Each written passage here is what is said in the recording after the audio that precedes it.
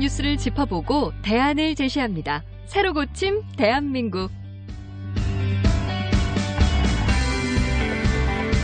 네, 우리 사회의 구조적인 문제, 병폐, 이거 현실을 한번 진단을 해보고요.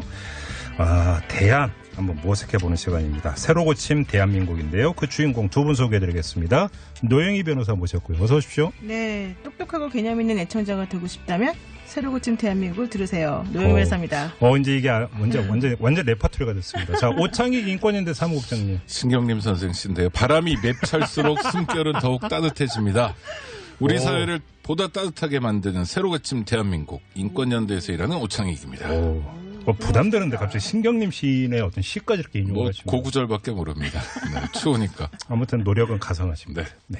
오늘 좀 이야기를 좀 해야 될 것 같은데 우리 사회에서 한 번은 좀 짚고 넘어가야 되는 사안이어가지고 오늘 저희가 주제로 잡았는데요.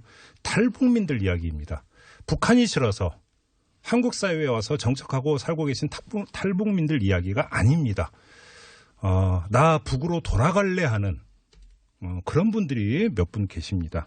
여러분들 아마 그 보도가 많이 나와서 알고 계시겠지만요. TV 출연까지 했다가 그 월북을 임지연 씨 여러분들 기억을 하시죠? 그다음에 이 북한 식당 종업원들이 지난해 4월이었나요? 한국에 왔는데 북송을 원하고 있다. 이런 뉴스가 계속 있었습니다. 그래서 논란이 됐는데 또 한 케이스가 최근에 불거졌습니다. 탈북민 김련희 씨 사연인데요. 일단 이분 사연부터 이야기를 먼저 나누고 오늘의 주제로 좀 들어갔으면 좋겠는데 아주 준비성이 철저하신 오창익 국장님이 어떤 스토리인지 간략하게 좀 추려 주시죠. 탈북자예요. 대한민국에 왔습니다. 그 중국 선양이죠. 선양 식당에서 일하다가 한국에 들어왔는데 네. 자긴 그것 때문에 온 것은 아니다라고 주장하는 거예요. 지금에서요. 그래서 대한민국에 온 것은 병치료 때문에 왔다. 그래서 병치료 때문에 왔는데 여차직하다 보니까 자기는 대한민국으로 들어온 탈북자가 됐고 그래서 대성공사라고 그러죠. 합동신문제에서 조사도 받았고 하나원에서 사회정착 대한민국 국민이 되는 과정의 교육도 받고 그리고 이제 탈북자들이 하나원을 나오면 임대주택을 제공하거든요. 그 임대주택이 뭐 서울에만 있는 게 아니라 전국으로 이제 나눠져서 그 소위 배분이 됩니다. 그러니까 거주하는 곳이 경상북도 경산, 대구 옆으로 정해졌고요. 거기서 살면서 끊임없이 그런 주장을 했습니다. 자기는 대한민국에 들어온 이유가 대한민국 국민이 되려고 온 일반적인 탈북자가 아니다. 병 치료하러 왔다? 네네, 방문하러 온 건데 내가 왜 탈북자냐. 나는 조국이 조선민주주의 인민공화국 북한이다. 그러니까 조선민주주의 인민공화국 국민이라고 부르잖아요. 거기는 국민이니까 돌려보내달라라고 끊임없이 주장하시고 계신 분이에요. 그러면서 뭐 사실 그동안 이분에 대해서 정부가 관심 갖거나 했던 건 아니고 하니까 자꾸 대한민국 입장에서 봤을 땐 일타령이 같은 걸 한 거죠. 이를테면 그 김일성 생일이 뭐 북한에서 명절이래잖아요. 국경일인가? 태양절인가 이렇게 부르나요? 뭐 표현은 마음에 안 듭니다만 하여튼 태양절이라고 치고 뭐 그런 날 이제 자기가 이제 뭐 경축 메시지를 뭐 올린다든지 또 중국에 있는 북한 대사관에 전화를 한다든지 이런 게 뭐 실정법 위반도 되고 그런데 그 많은 목사님들 또 민변 변호사님들도 그러는데 이분은 돌려보내는 게 맞다. 그래서 어제 뭐 청원 운동도 하고 있고 그렇습니다. 그냥 그러니까 북으로 보내주자. 보내주라. 이런 것들 시위도 있었다라는 보도가 오늘 나왔는데요. 바로 이야기입니다. 그러니까 이 김련희 씨 같은 경우는 제가 좀 그 보충을 하면 언론 보도에 따르면 그 간질환을 앓다가 탈북 브로커가 그러니까 중국에서 수술 받으려고 했는데 거긴 너무 비싸서 못 받고 탈북 브로커가 한국에 가서 몇 달만 일하면 그 수술비 버니까 거기 가서 일한 다음에 수술하고 와라. 이렇게 해서 왔는데 탈북 브로커가 여권도 뺏어서 안 주고 그냥 자기는 여기에 눌러앉아 살 생각이 전혀 없었는데 이렇게 되어버렸으니까 나 보내달라. 이런 이야기라는 건데요. 자, 여기서 그러니까 저희가 한번 이런 문제를 제기를 해봐야 되겠습니다. 이런 사람 보내줘야 되는 겁니까? 말아줘야 되는 겁니까? 북한으로. 오늘 이야기를 좀 해봤으면 좋겠는데요. 제가 이런 이야기를 꺼내는 이유가 60, 70년대, 80년대까지도 마찬가지였는데 이른바 남북이 체제 경쟁을 해가지고 이른바 귀순용사가 체제의 우월성을 증명하는 하나의 사례로 정권적 차원에서 대대적으로 선전되는 때가 있었습니다. 근데 사실 지금은 그런 시대는 아니잖아요. 그럼요. 뭐 체제 뭐 경쟁이고 나발이 이런 게 없는 거잖아요. 이제는 경쟁이 아니잖아요. 그러면 만약에 사실관계를 정확히 파악해서 그런 경우가 아니라면 그냥 보내주는 건 어떻느냐라고 하는 일각의 주장이 있는데 오늘 이거에 대해서 두 분과 얘기 나눠보도록 하겠고요. 우리 애청자 여러분들의 또 의견도 받도록 하겠습니다. 노영희 변호사님 말씀하시기 전에 내가 빨리 해야죠. 자, 50원의 유료 문자인데요. 우물정 0951, 우물정 0951로 보내주는 게 맞는지 아닌지 우리 애청자 여러분들의 의견 구하도록 하겠습니다. 안녕하세요. 오창익입니다. 인권연대는 정부나 기업의 지원을 사양하고 오로지 시민의 참여로만 운영하는 100% 순도의 민간 인권단체입니다. 1999년 창립 이래 한눈 팔지 않고 오로지 인권운동에만 매진해왔습니다. 인권연대 회원으로 참여해주세요. 인권연대 회원이 늘어나면 그만큼 인권연대 활동도 풍부해지고 활발해집니다. 인권연대 회원 가입은 인권연대 홈페이지를 참고해주세요. 감사합니다.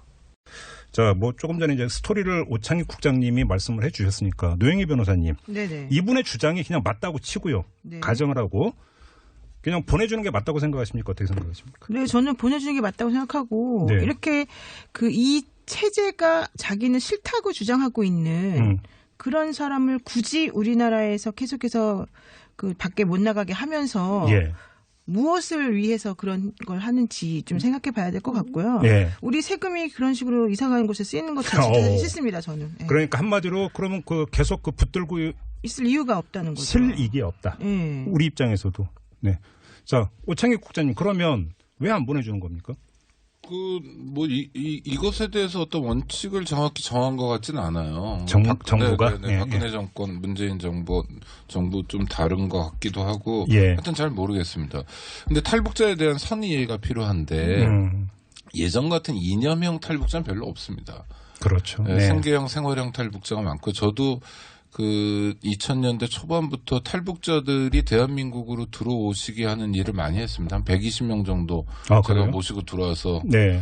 일단 국민 세금도 많이 나가게 했는데 그럴 때도 보면 사실 생계형들이 되게 많아요. 그러니까 먹고 살거나 또는 뭐 거기서 질서 위반을 했거나 이런 분들도 많고 예. 또 하나는 왔다가 다시 넘어가는 분들도 있고 네. 대한민국에 와서 돈을 벌어가지고 북으로 송금해주는 분들도 많고요. 그렇다면서요. 그러니까 약간 뭐랄까 저임금지대에서 고임금지대로 오는 느낌 같은 게 좀 있어요. 예. 네, 하여튼 그런 상황이다. 그러니까 김현희 씨도 북한 주민이지만 자기 주장에 따르면 몇 달 동안 돈 벌려고 네. 수습비 마련하려고 왔던 거라면 네. 그냥 보내주면 되는 거고요. 네. 다만 네. 남북 간이 지금 뭐 교류 협력을 하거나 이런 상황도 아니고 북핵 위기도 있고 하니까 네. 일단 그렇게 해서 가시는 분들은 다시 오시는 게 좀 까다롭거나 아니면 거의 불가능하게 안전장치만 만들어 놓으면 가고 싶어하는 사람 가야죠. 아니, 다시 올 이유가 없고 와서도 안 되는 거 아니에요? 그럼? 아니 그러니까 대한민국이 이를테면 대한민국의 국격이랄까 뭐 네. 질서를 지킨다는 측면에서 예. 김현희 씨가 일단 북한으로 간 다음에 다시 오는 건 어렵다. 그래도 갈 거냐?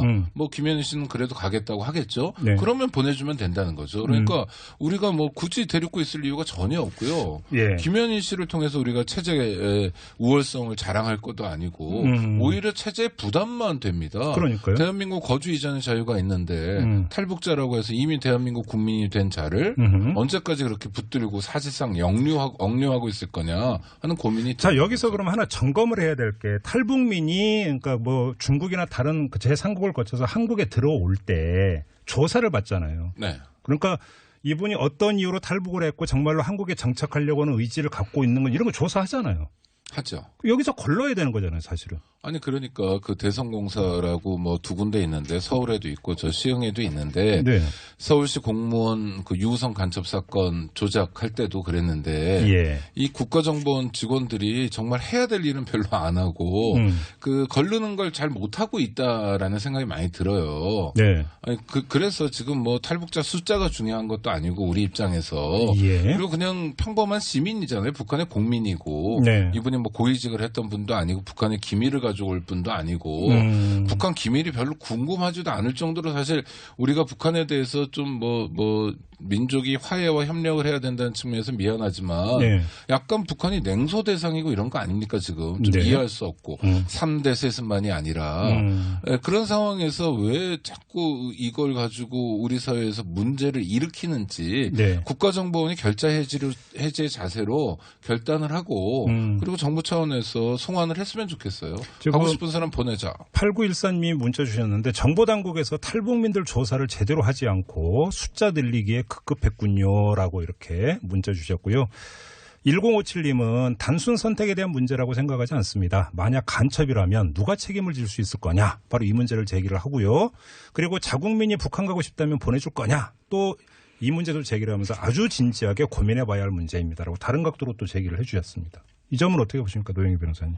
그 말이 맞죠. 왜냐하면 만약에 제가 북한에 가고 싶다라고 해서 네. 우리나라 뭐 통일부든 국정원이든 여기서 저보고 그냥 마음대로 갔다 오세요 이렇게 하진 않죠. 아 여기서 바로 법적인 그러니까 지금 탈북민이 그러니까 국내에 정착하는 순간에 대한민국 국민이 그렇죠. 되는 거죠. 바로 그거죠. 바로 이런 어떤 법적인 문제가 있는 거겠네요. 예, 근데 여기서 지금 쟁점은 뭐냐면은 이 김연희 씨 같은 경우는 자기는 한 번도 대한민국 국민이었던 적이 없다는 것이고 국정원이라던가 이제 이분을 안 보내주는 쪽의 입장에서는 당신은 이미 하나원에서 교육을 받고 정식으로 대한민국 국민이 되었기 때문에 우리 법을 따라야 된다라고 지금 주장하고 있는 거거든요. 아, 그러니까 법 논리는 그렇게 되는 거군요. 예. 그렇기 때문에 지금 관건은 과연 이 김연희 씨가 정말로 뭐 자신이 주장하는 것처럼 지병을 목적으로 그냥 잠깐 와서 돈만 벌고 가려고 했었던 사람이어서 대한민국 국적을 취득한 적이 없는 사람인지 그렇지 않은 사람인지 이제 첫 번째 그런 것들을 확인할 필요가 있을 것 같고 그렇죠. 두 번째로는 그렇다 하더라도 우리 이제 헌법상 뭐가 있느냐면 거주 이전의 자유가 있고 국적 선택의 자유가 있어요.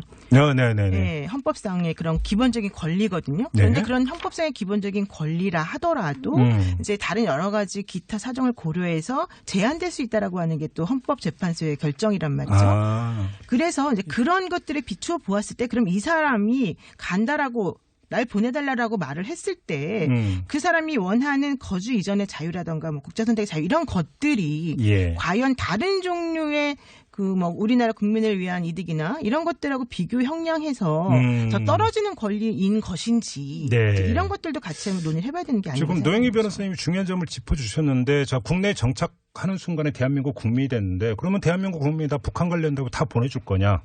라고 하는 지금 법적인 문제도 제기가 될 수 있습니다. 충분히 어떻게 보세요? 네.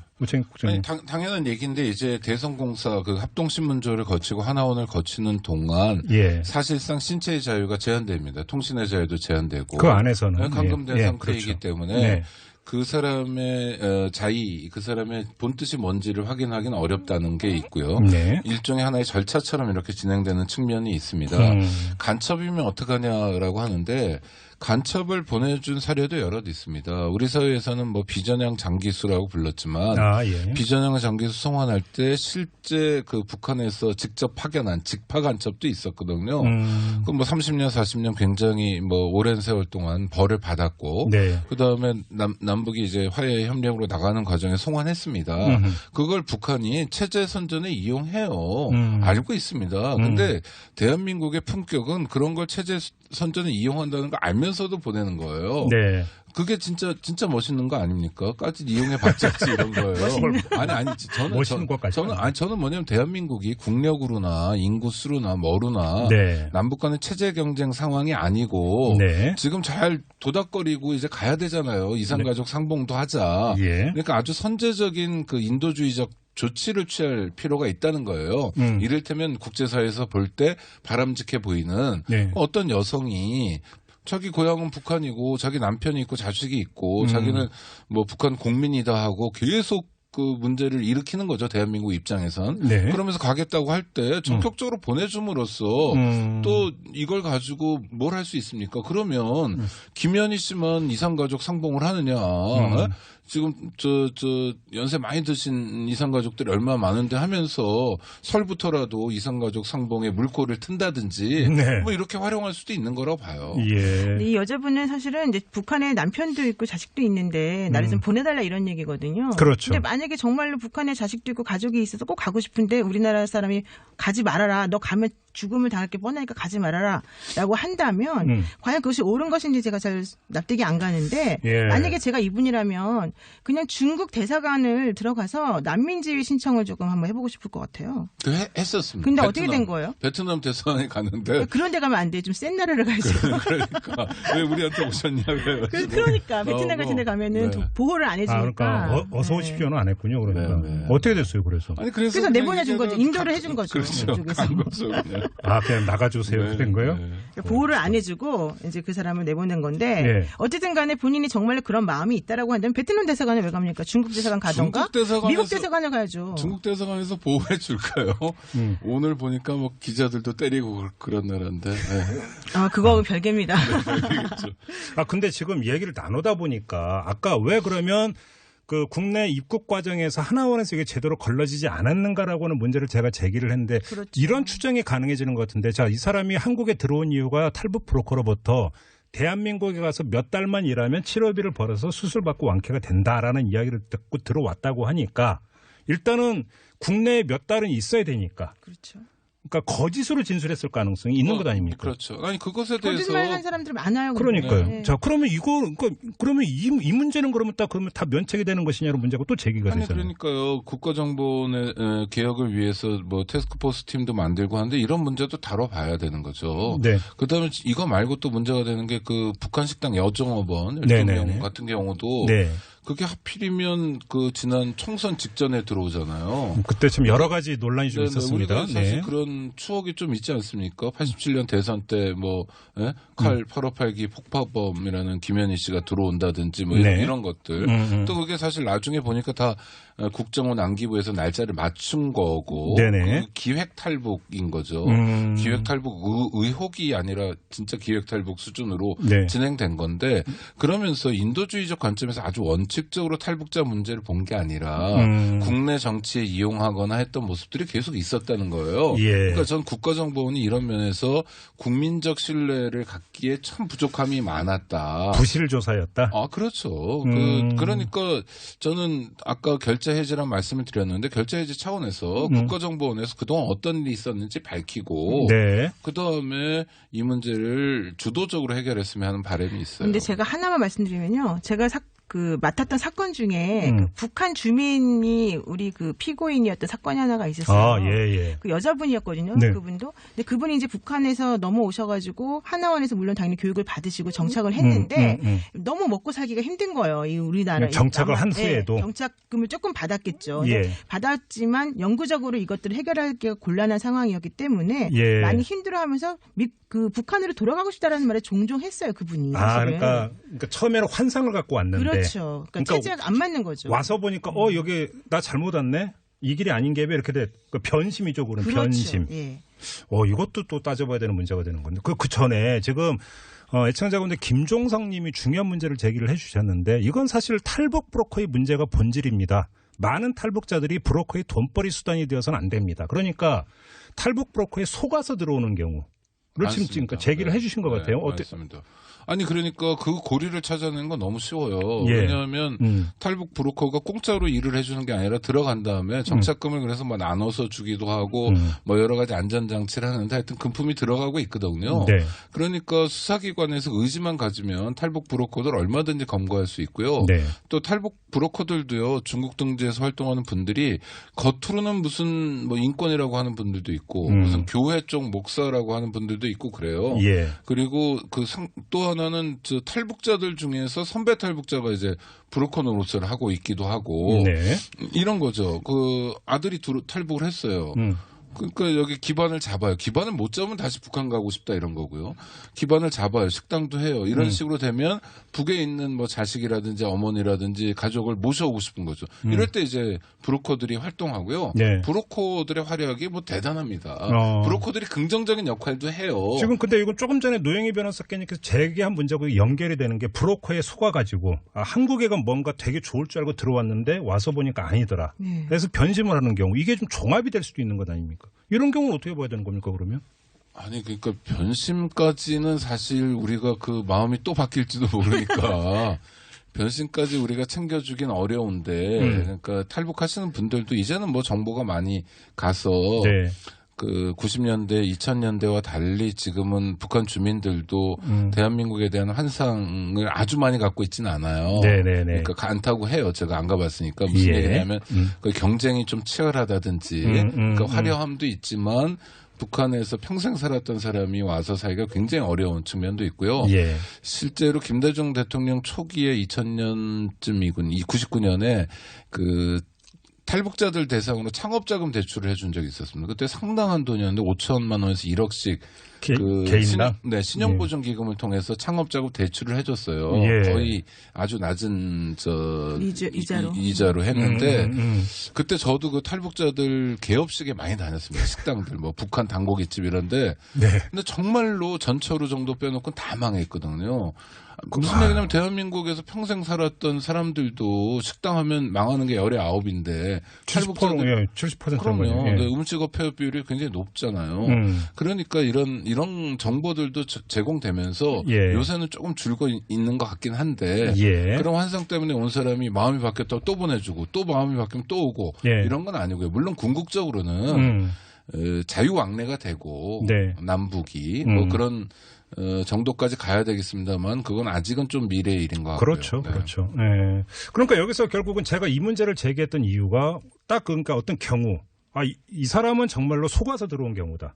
근데 이 사람은 처음엔 속아서 들어온 게 아니라 제 발로 들어왔는데 와서 보니까 아니더라 해가지고 마음이 바뀐 거다를 명확하게 딱 잘라서 구분을 해서 이 사람은 보내주고 이 사람은 안 보내준다라고 하는 이 객관적인 기준을 잡기가 가능한 문제이냐라고 하는 것, 이런 현실적인 문제도 있는 거잖아요. 그렇죠. 아니 그러니까 들어온 사람을 들어올 때부터 이제 잘해야 되는 거죠. 들어온다고 해서 무조건 받아주는 거에 문제가 있는 거예요. 근데 실제로 이분들이 들어올 때 중국 국민증을 가지고 들어온 사람들도 적지 않아요. 중국 여권을 가지고 위조해가지고. 그렇죠. 그럼 그 사람은 이제 형식적으로 보면 중국 국민이거든요. 북한 국민이 아니라.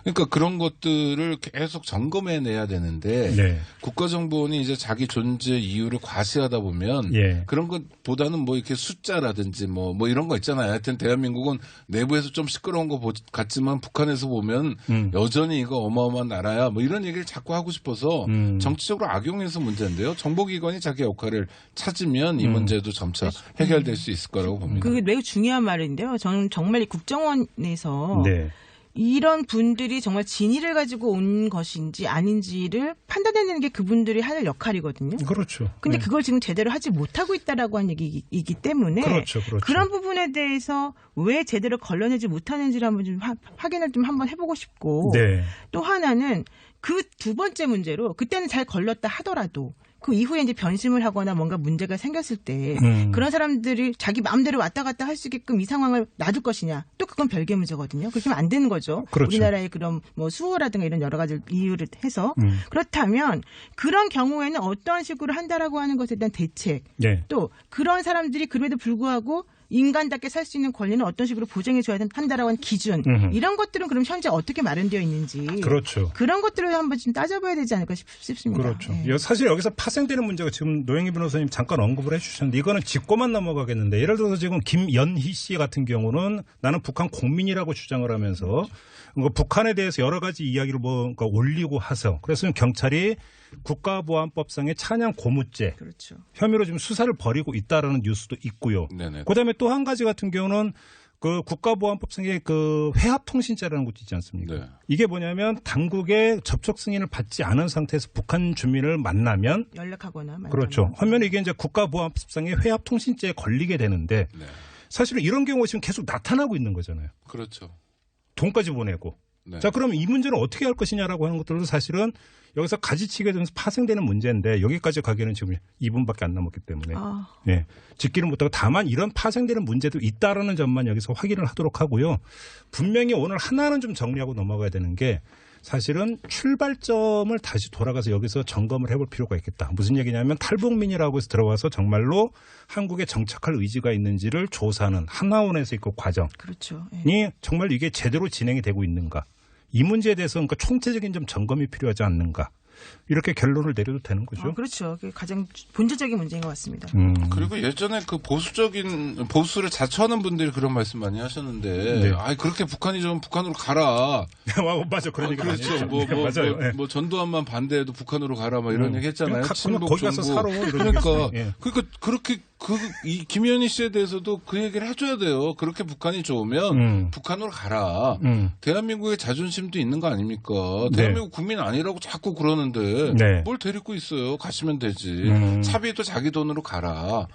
근데 지금 문자 중에 어떤 게 또 많이 있으냐면 그러면 그 정착 가는 것은 그러니까 지원했던 정착금 회수해야 되는 것 아니냐. 그건 뭐 북한 당국에서 좀 받으면 되죠. 네. 현실적이지 않죠. 네. 농담이 있죠. 아니 그 북한이 뭐 통 크게 그 정도는 주지 않을까요? 뭐 2천만 원도 안 되는데. 네. 더 가면 안 될 것 같습니다. 네. 자, 오늘 이 새로 고침 우리가 한 번은 점검을 해야 되는 문제인데요. 참 많은 분들이 문자를 주셨는데 우리가 한번 사회적으로 이것도 사실은 토론거리고 공론에 붙여야 되는 사안이어서 오늘 점검을 해봤습니다. 출발점.